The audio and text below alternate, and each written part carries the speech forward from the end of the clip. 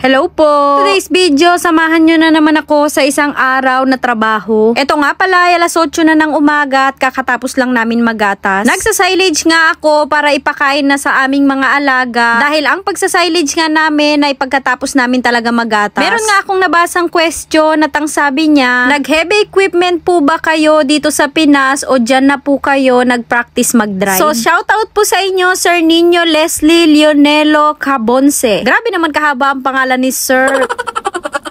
Ang sagot ko nga doon sa tanong ni Sir ay hindi po ako talaga marunong mag-drive nung nagpunta ako dito sa Japan. Dito na nga lang po ako natutong mag-drive dahil tinuruan nga po kami ng aking bossing. Makalipas na nga ng 1 taon kami tinuruan ng aking bossing sa pagdadrive dahil nung unang andating ko dito ay sila talaga yung gumagawa nito. Hindi ko nga alam kung nagagalingan ba si bossing nung time na yon kaya tinuruan kaming mag-drive o di kaya makalipas kasi ng 1 taon ay tumaas yung aming sahod kaya tumaas din ang aming trabaho. Kaya kung nag-a-apply kayo at natatakot kayo dahil hindi kayo marunong mag-drive, ay walang problema yon dahil hindi po required na marunong ka mag-drive. Magiging advantage nga lang kung marunong kang mag-drive ng mga tractor o di kaya mga sasakyan dahil makakatulong ka nga talaga sa farm ng iyong magiging employer. Bago nga ako magpunta dito sa Japan at mag-apply nga ng dairy farm, ay nag-training nga muna ako sa isang training center sa Santa Maria, Bulacan. Umuwi nga kasi galing sa Japan yung kapitbahay namin dati at siya nga yung nagturo sa amin kung paano nga ako makapag-apply sa Japan as a dairy farmer. Actually, yung mama ko nga yung nakausap niya at sinabi na nga lang sa akin nung aking mama. Nung pagkasabi nga ng mama ko ay nagkaroon nga ako talaga ng interesado dahil yung bansa nga na mapupuntahan ko ay Japan. Alam naman kasi natin na talagang ang Japan ay napakagandang bansa at hindi nga maitatanggi na karamihan sa atin ay dream country ito. Anyway guys, eto na nga at malapit na nga kaming matapos sa trabaho.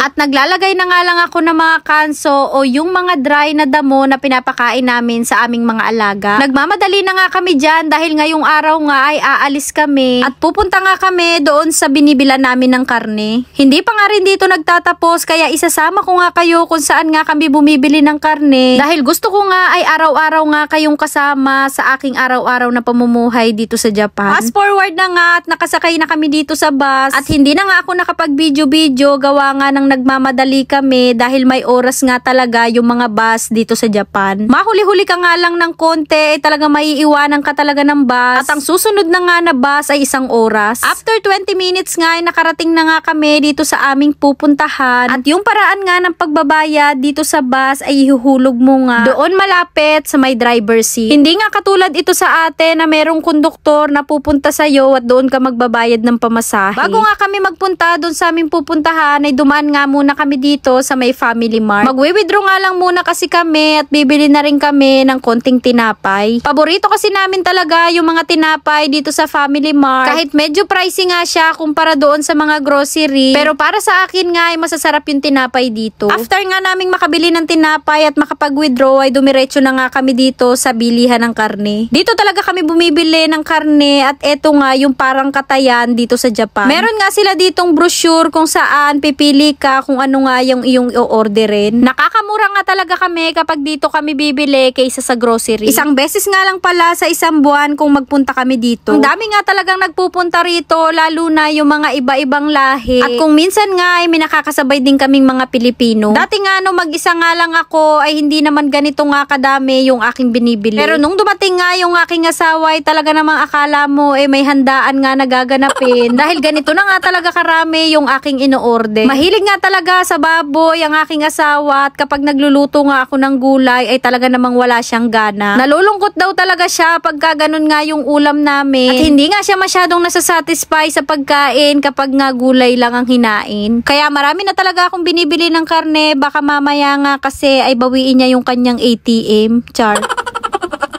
At pagkatapos nga naming mamili ay dumaan nga muna kami dito para kumain ng almusal. Kung nakikita nyo sa mga video ko ay dito nga kami palaging kumakain dahil bukod nga sa mura na masarap pa. Maya-maya pa nga ay dumating na nga yung aking in-order at kasabay nga nun yung pagliwanag. Akala mo nga ay kukunin na ako.